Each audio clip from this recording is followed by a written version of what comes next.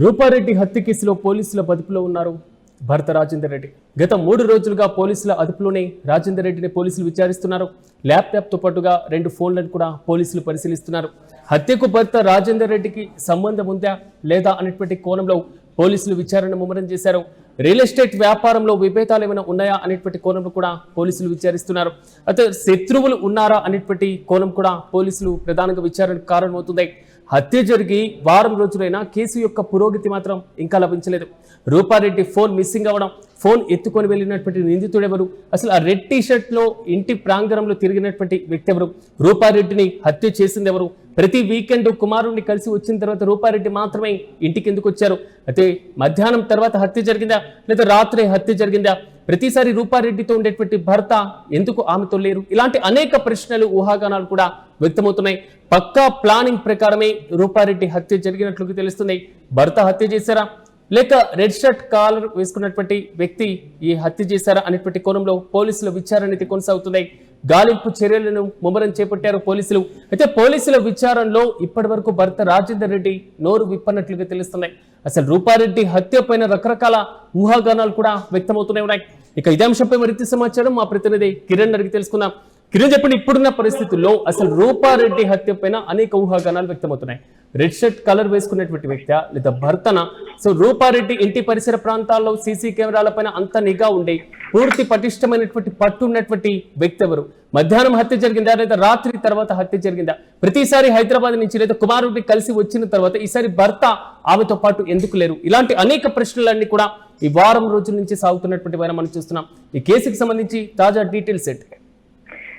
రూపారెడ్డి హత్య కేసు హత్య జరిగి 7 రోజులు, దాదాపు వారం రోజులైంది. ఈ వారం రోజుల్లో కూడా పోలీసులు వివిధ రకాల ఇన్ఫర్మేషన్ సేకరిస్తున్నారు, విచారణ చేస్తున్నారు. అయితే ఇక్కడ ప్రధానంగా హత్య జరిగిన ప్రాంతం జేబీ కాలనీలో ఒక సిఐ, 2 ఎస్ఐలు కూతవేటు దూరంలో ఉన్నారు. వారి నివాసాలు కూడా అతి సమీపంలో ఉన్నాయి. అలాంటి చోట రూపారెడ్డికి ఇంటికి అతి సమీపాన పోలీసుల ఇల్లు ఉన్నప్పటికీ నిందితుడు యథాయేచ్ఛగా రూపారెడ్డి ఇంటి వెనుక వైపు నుంచి వచ్చి గోడ దూకి ఇంటిలోకి వెళ్ళి యథాయేచ్ఛగా రూపారెడ్డిని 27 కత్తిపోట్లు పొడిచి ఏదైతే గోడ దూకి నడుచుకుంటూ వెళ్ళిపోయిన విజువల్ కూడా మనకు స్పష్టంగా కనిపిస్తుంది. సీసీ ఫుటేజ్ కూడా మనకు స్పష్టంగా కనిపిస్తుంది. ఏదైతే గోడ దూకారనే సమాచారం ఉంది. అయితే విజువల్ గోడకు అవతల ఏదైతే రెడ్ టీ షర్ట్ వేసుకున్న వ్యక్తి తిరుగుతున్న విజువల్ కూడా మనకు కనిపిస్తుంది. అయితే ఇక్కడ ప్రధానంగా రూపారెడ్డి ఇంటి వెనుక సీసీ కెమెరాలు లేవు అనే అంశం వారి బంధువులక లేక తెలిసిన వ్యక్తులక లేక ఈ హత్యలో కొత్త వారి ప్రమేయం ఏమైనా ఉందా లేదా సుపారీ ముఠా ఉందా అనే కోణంలో పోలీసులు విచారిస్తున్నారు. ఇక్కడ ప్రధానంగా ఇంటి వెనుక భాగంలో దాదాపు 6 అడుగుల గోడ ఉంటుంది. గోడ దూకి ఈ రూపారెడ్డి ఇంట్లోకి వచ్చి హత్య చేయడమే కాకుండా నేరుగా ఆమె ఉపయోగించే సెల్ ఫోన్ కూడా తీసుకెళ్లిన నేపథ్యం. ఆ సెల్ ఫోన్ డేటా కూడా పోలీసులు విశ్లేషిస్తున్నారు. రూపారెడ్డి ఫోన్ నుంచి ఎవరెవరికి కాల్స్ వెళ్ళాయి, ఎవరితో మాట్లాడారు, ఆర్థిక లావాదేవీల కారణం ఉందా లేదా స్కూల్ వ్యవహారాల్లో కానీ స్కూల్ వాటాల్లో కానీ ఇబ్బందులు ఏమైనా ఉన్నాయా? మరోపక్క కొండగా మల్లేపల్లి స్కూల్ ని ఆమె నిర్వహిస్తున్నారు, బాధ్యతలు ఆమె చూస్తున్నారు. అయితే రియల్ ఎస్టేట్ వ్యాపారం, భర్త రాజేందర్ రెడ్డి రియల్ ఎస్టేట్ వ్యాపారం చేయడం, రియల్ ఎస్టేట్ వ్యాపారంలో గొడవలు ఉన్నాయా, అసలు ఈ హత్యకు గల కారణాలు ఏంటి అనే అంశాలపైన పోలీసులు దాదాపు వారం రోజుల నుంచి ఎంక్వైరీ చేస్తున్నారు. 3 రోజుల నుంచి పోలీసుల అదుపులో భర్త రాజేందర్ రెడ్డి ఉన్నారు. మొదటి రోజు ఇంట్లో దొంగతనం జరగలేదని చెప్పి పోలీసుల విచారణలో చెప్పారు. 2వ రోజు దొంగతనం జరిగింది, ₹1,00,000 డబ్బులు ఎత్తుకొని పోయారంటూ 2వ రోజు మరో వాంగ్మూలం ఇచ్చారు. 3వ రోజు కాల్ డేటా విశ్లేషిస్తున్నారు. ఇటు రాజేందర్ రెడ్డి 2 ఫోన్లతో పాటు ల్యాప్టాప్ సీజ్ చేశారు. ల్యాప్టాప్ నుంచి డేటాను క్రోడీకరిస్తున్నారు. మరోపక్క అటు రూపారెడ్డి సెల్ ఫోన్ డేటాను విశ్లేషిస్తున్నారు. అసలు ఎవరు కాల్స్ వెళ్ళాయి అనే కోణంలో పోలీసులు దర్యాప్తు చేస్తున్నారు. అయితే అత్యంత పకడ్బందీగా దర్యాప్తు చేయడమే కాకుండా ఎలాంటి విషయాలు కూడా బయటికి రాకోకుండా గోప్యతగా పోలీసులు విచారిస్తున్నారు. ఈ హత్యలో భర్త ప్రమేయం ఉందా లేక రెడ్ టీ షర్ట్ వేసుకున్న వ్యక్తి ప్రమేయం ఉందా? రెడ్ టీ షర్ట్ వేసుకున్న వ్యక్తికి రూపారెడ్డికి ఏమైనా ఆర్థిక లావాదేవీలు ఉన్నాయా లేక రాజేంద్రనాథ్ రెడ్డికి ఈ రెడ్ టీ షర్ట్ వేసుకున్న వ్యక్తికి ఆర్థిక లావాదేవీలు ఉన్నాయా, లేక వీరి ఇద్దరు కలిసి ఈ రూపారెడ్డి హత్యకు ప్లాన్ చేశారా? వివిధ కోణాల్లో పోలీసులు దర్యాప్తు చేస్తున్నారు. వారం రోజులు గడిచినప్పటికీ నల్గొండ జిల్లాలో నల్గొండ పట్టణంలో ఈ హత్య కలకలం రేపింది. ఏదైతే పోలీసులు కూతవేటు దూరంలో ఉన్న ఇంట్లో నివాసం ఉన్న రూపారెడ్డి హత్య పట్టణంలో కూడా సంచలనం రేపింది. అయితే ఇటు హైదరాబాద్ నుంచి అంటే పోలీసుల విచారణలో పోలీసుల అదుపులో ఉన్నటువంటి భర్త రాజేందర్ రెడ్డి కూడా ఏం ఆన్సర్ చెప్పడం లేదు, కేవలం మౌనంగా మాత్రమే ఉంటున్నారు అనేటువంటి వాదన వినబడుతుంది. సో ఆ మౌనం వెనకాల ఏమైనా వ్యూహం ఉందనుకోవాలా? సిరాజ్, ఇక్కడ ప్రధానంగా పోలీసుల అదుపులో రూపారెడ్డి భర్త ఉన్నారు. అయితే వింత సమాధానాలు, ఒక సమాధానానికి మరొక సమాధానానికి పొంతన లేకుండా జవాబులు చెప్తున్నారంటూ సమాచారం వినిపిస్తుంది.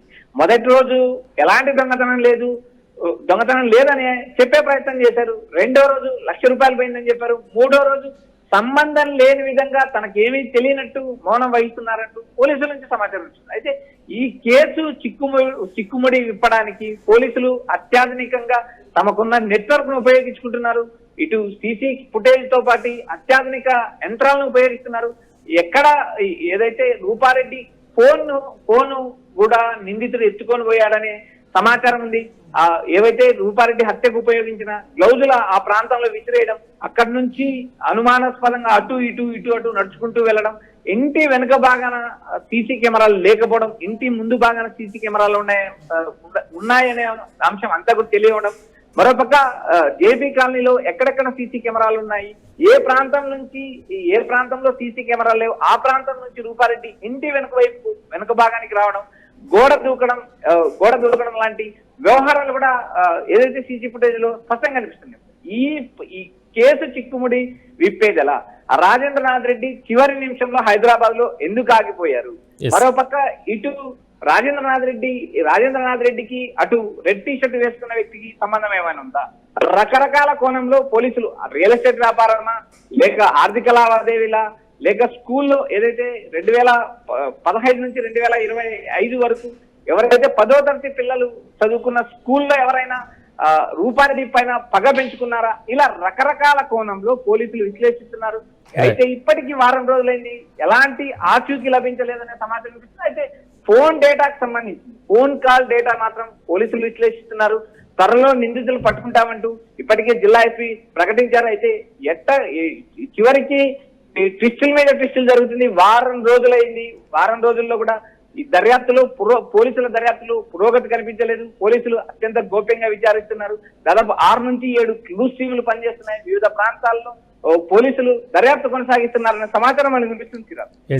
కిరణ్, సాధారణంగా ఒక వ్యక్తిని హత్య చేయాలి అని భావించినటువంటి ఏ నిందితుడైనా పూర్తి స్థాయిలో వారు ఉన్నటువంటి ప్రదేశంలో, వారు ఉన్నటువంటి ప్రాంతం పైన, వారు ఉంటున్నటువంటి నివాసం పైన పూర్తిగా పట్టు లేకుండా ఆ పటిష్టమైనటువంటి బందోబస్తు కలిగినటువంటి పోలీసులు నివాసాలు ఉండేటువంటి ప్రాంతంలోకి వెళ్ళి హత్య చేసేటువంటి ప్రయత్నం చేస్తారా?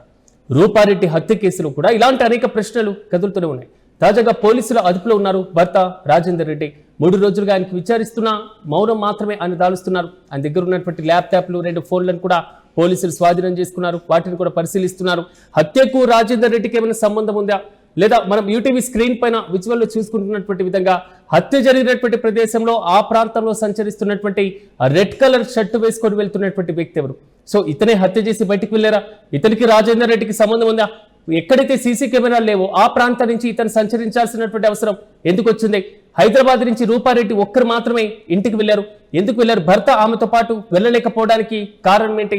ఇలాంటి దాదాపు అంటే చాలా ప్రశ్నలు, చాలా ఊహాగానాలు మొత్తం కూడా ఈ వారం రోజులుగా రూపారెడ్డి హత్య మిస్టరీలో కొనసాగుతూనే ఉన్నాయి. చూడాలి పోలీసుల విచారణలో ఎలాంటి విషయాలు వెల్లడించనున్నారు.